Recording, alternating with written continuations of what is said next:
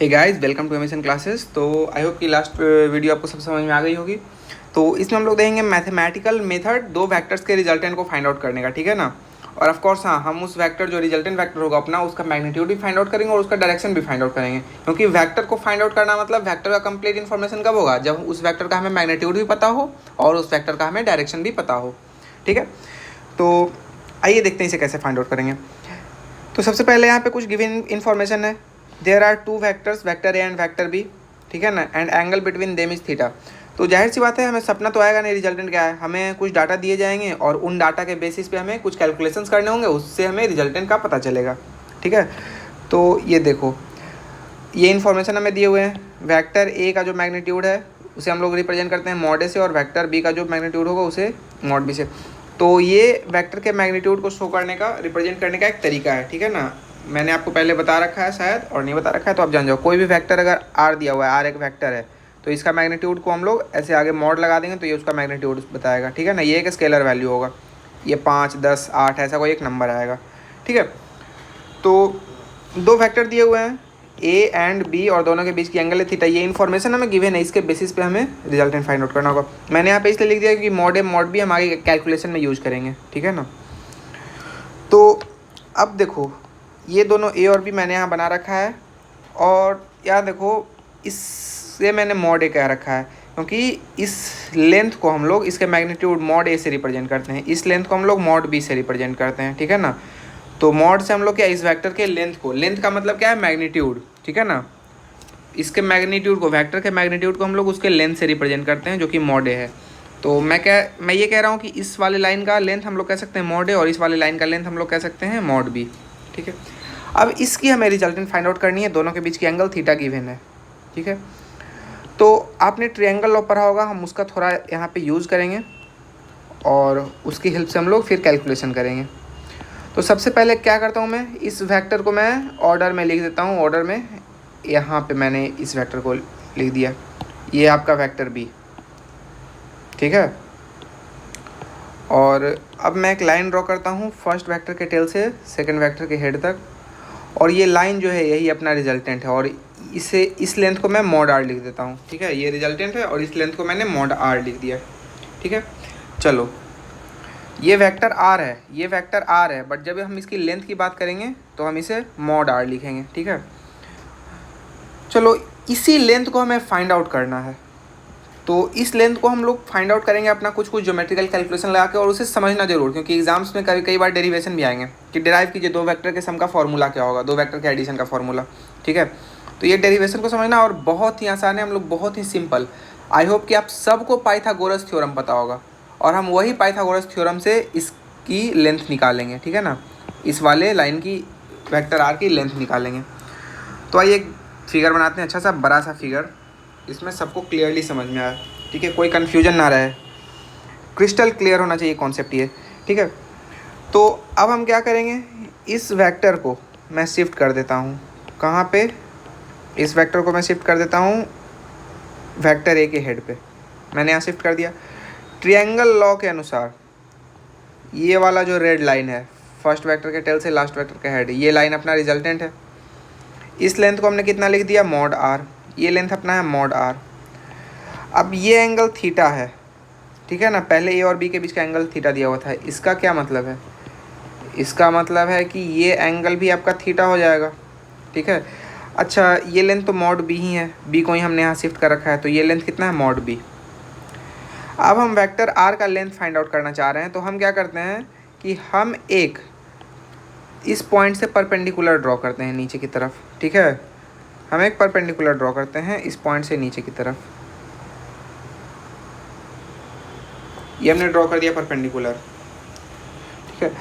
अब ये एक ट्रायंगल है, ठीक है, ये एक ट्रायंगल है, राइट एंगल ट्रायंगल, ये एक राइट एंगल ट्रायंगल है। इसमें आप ये बताओ कि आपको ये लेंथ गिवन है, ये एंगल गिवन है, और आपको ये दोनों लेंथ बतानी है, ये वाली लेंथ और ये वाली लेंथ, ठीक है।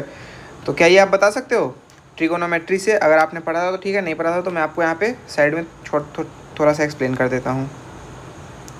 ये देखो ये एक राइट एंगल ट्रायंगल है, ये वाली लेंथ गिवन है मॉड बी, ये एंगल गिवन है थीटा, हमें ये वाली लेंथ बतानी है, ठीक है। तो ये वाली लेंथ को हम लोग मान लेते हैं क्या एक्स, या फिर ये वाली लेंथ को आप मान लो वाई, और ये नीचे वाली लेंथ को हम मान लेते हैं एक्स, ठीक है। अब हम साइन थीटा लिखेंगे, तो साइन थीटा इक्वल टू क्या हो जाता है, sine theta equal to this perpendicular by hypotenuse, ये हाइपोटेनियस है आपका, तो sine theta equal to perpendicular by hypotenuse, और परपेंडिकुलर यहाँ पे आपका क्या हो गया वाई, और हाइपोटेनियस क्या हो गया आपका मॉड बी, ठीक है। तो साइन थीटा आपका क्या हो गया mod, sine theta is equal to y upon mod B, और यहाँ से हम वाई को क्या लिख सकते हैं mod B into sine theta. तो हमें वाई की वैल्यू पता चल गई, ठीक है ना, हम वही वाई तो फाइंड आउट करना चाह रहे थे। वाई मीन्स ये वाली लेंथ, ये वाली लेंथ कितनी आ गई अपनी mod B into sine theta, ठीक है। अच्छा थीटा हमें गिवन है तो साइन थीटा का वैल्यू भी हमें पता ही होगा, और मॉड भी हमें पता ही होगा, वेक्टर बी गिवन है तो, ठीक है। तो ये लेंथ हमें पूरी तरह पता है। अब इस वाले लेंथ की बात करते हैं हम, इस वाले लेंथ की बात करते हैं। तो इसी ट्रायंगल में देखो मैंने यहाँ पे इसी ट्रायंगल को बना रखा है, ये जो ट्रायंगल है आपकी, इसी ट्रायंगल को मैंने वहाँ बना रखा है। तो मैं क्या करता हूँ कि कॉस थीटा लिखता हूँ, cos theta is equal to base by hypotenuse that is x upon mod B. तो मैं कॉस थीटा इक्वल टू लिख सकता हूँ एक्स अपॉन मॉड बी, और यहाँ एक्स को मैं क्या लिख सकता हूँ mod B into cos theta, ठीक है। तो यहाँ पे मैंने एक्स का वैल्यू लिख दिया mod B into cos theta. तो हमें अब एक्स भी पता चल गया, हमें वाई तो मिल ही गया था साइन थीटा लिख के, और हमें एक्स भी मिल गया। मतलब ये वाली लेंथ आपकी कितनी हो गई, this length is become mod B into cos theta, ठीक है। तो हमें ये दोनों लेंथ मिल चुकी है। अच्छा मॉड ए इसकी लेंथ है, ये वाली लेंथ जो है वो मॉड ए है, ठीक है। इस कैलकुलेशन को मैं यहाँ से थोड़ा साइड कर देता हूँ।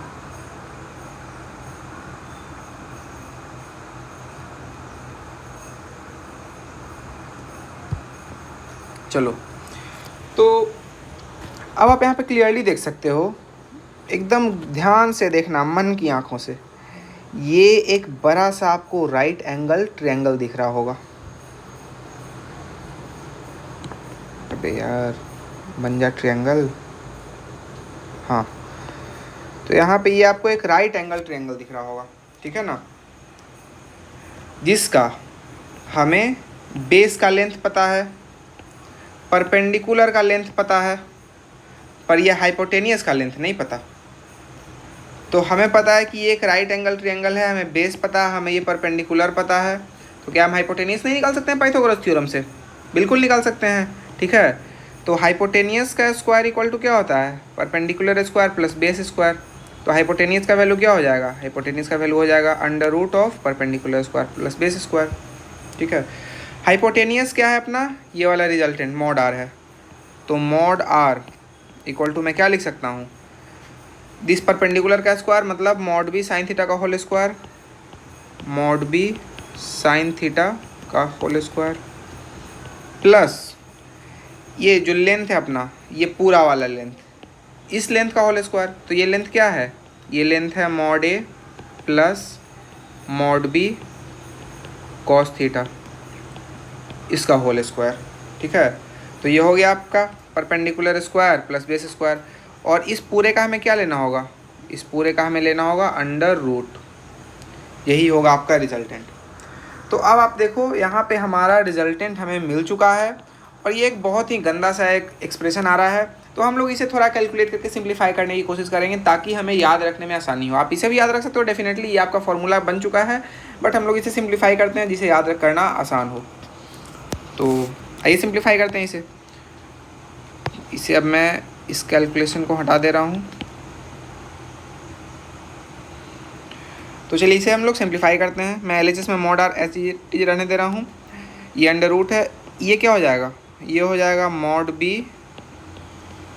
का whole square into sine square theta plus ये क्या है, ये ए प्लस बी का होल स्क्वायर है, this A and this B, ठीक है ना। एक्स प्लस वाई का होल स्क्वायर ये लिखा हुआ है, एक्स प्लस दिस वाई का होल स्क्वायर, तो ये क्या हो जाएगा, X square that is mod A का whole square plus Y square that is mod B square cos square theta into 2xy, तो plus 2 into X that is mod A, इसे थोड़ा लेफ्ट शिफ्ट करना पड़ेगा, 2 into mod A into mod B cos theta,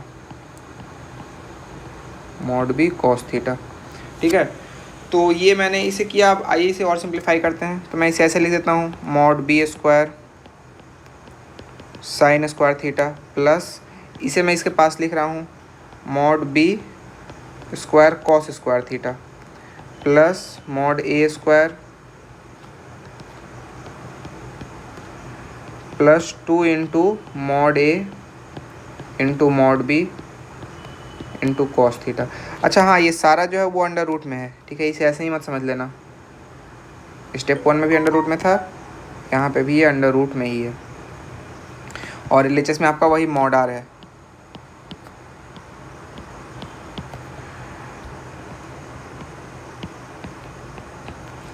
तो अब देखो, इन दोनों में से मैं मॉड बी स्क्वायर को कॉमन ले सकता हूँ क्या, तो हाँ बिल्कुल ले सकता हूँ, ठीक है, मॉड बी स्क्वायर को कॉमन ले लेते हैं। तो मॉड बी स्क्वायर को मैं कॉमन लेता हूँ तो ब्रैकेट में क्या आ जाएगा, sign square theta plus cos square theta, ठीक है ना, और प्लस एज इट इज लिख दो बगल वाला, mod A square plus 2 into mod A into mod B into cos theta. तो ये आपका रिजल्टेंट है। अब देखो, पूरे भारतवर्ष के बच्चे ये जान चुके हैं इस स्टेज पे कि sign square theta plus cos square theta का वैल्यू कितना हो जाता है, 1, ठीक है ना। तो ये सबको पता है, तो मैं इसे मिटा करके इसकी जगह 1 लिख दूं, यहाँ कोई फ़र्क नहीं पड़ने वाला है, ठीक है। तो मैं इसे मिटा के इसकी जगह 1 लिख देता हूँ। अच्छा, मॉड बी इंटू 1, मन की आंखों से देखो तो ये यही लिखा हुआ है, मॉड बी इंटू 1, तो mod B into 1 is what, mod B, तो ये बड़ा वाला फोटो क्या हो गया, इसका वैल्यू हो गया मॉड बी के बराबर। तो आइए नेक्स्ट स्टेप में इसे लिख देते हैं। तो ये मॉड आर एलएचएस में आपका आ गया, और आरएचएस में क्या आ गया। अच्छा, यहाँ से मैंने मॉड बी स्क्वायर कॉमन लिया था, तो यहाँ मॉड बी स्क्वायर होना चाहिए, ये देखो मैंने सिर्फ मॉड बी लिख रखा है, तो मॉड बी स्क्वायर, कोई बात नहीं, हो जाती है कभी कभी।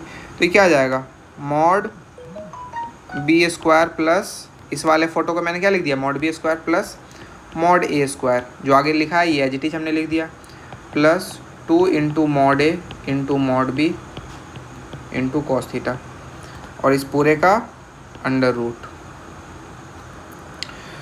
तो ये आपका आ गया resultant final, mod R is equal to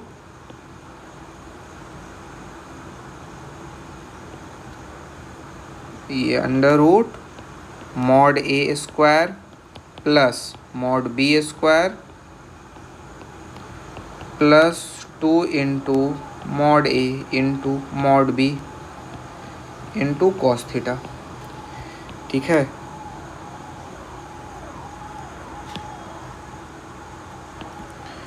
ये आपका रिजल्टेंट का फॉर्मूला फाइनली डिराइव हो चुका है, और इसे आप सब लोगों को याद कर लेना है, ठीक है ना, ये आपको याद कर लेना है, याद हो जाना चाहिए, और याद करना बहुत ही ज़्यादा आसान है इसे, ठीक है ना। ए और बी दो वेक्टर हैं और दोनों का रिजल्टेंट का फॉर्मूला याद करना है, तो A square plus B square plus 2ab into cos theta. तो ये देखो, ए प्लस बी के होल स्क्वायर से बहुत ही सिमिलर ये फॉर्मूला है, ठीक है ना। ए प्लस बी का होल स्क्वायर क्या होता है, A square plus B square plus 2ab, तो इसमें बस कॉस थीटा जो है लास्ट में मल्टीप्लाई कर देना है 2ab में, यही आपका फॉर्मूला, और इस पूरे का अंडर रूट, ठीक है। तो ये आपका यही फॉर्मूला है, दो वेक्टर दिए रहेंगे, दोनों के बीच का एंगल दिया रहेगा और दोनों का मैग्नीट्यूड दिया रहेगा, तो आप उनके रिजल्टेंट का मैग्नीट्यूड फाइंड आउट कर सकते हो। लेकिन क्या ये हमारा कंप्लीट रिजल्टेंट फाइंड आउट हो चुका है, हमने रिजल्टेंट को फाइंड आउट कर लिया है, नहीं, हमने रिजल्टेंट को फाइंड आउट नहीं किया है, ये तो बस रिजल्टेंट का मैग्नीट्यूड है। रिजल्टेंट को पूरी तरह से फाइंड आउट करना का मतलब क्या हुआ, रिजल्टेंट के मैग्नीट्यूड को फाइंड आउट कर लेना और रिजल्टेंट के डायरेक्शन को भी फाइंड आउट कर लेना। तो रिजल्टेंट का डायरेक्शन क्या होगा, तो देखो, रिजल्टेंट का डायरेक्शन कोई भी एक वेक्टर से उसके एंगल को बता दो, ठीक है ना, कि हाँ ये जो वेक्टर ए है, वेक्टर ए से इसका एंगल कितना है, या वेक्टर बी से इसका एंगल कितना है, ठीक है, कोई भी एक वेक्टर से एंगल बता दो तो वो उसका डायरेक्शन मिल गया। कि वेक्टर ए तो हमें पता ही था और वेक्टर ए से ये अल्फ़ा एंगल पे है, तो हमें एंगल मिल गया। तो हम मान लेते हैं, इस फिगर को मैं फिर से बनाता हूँ।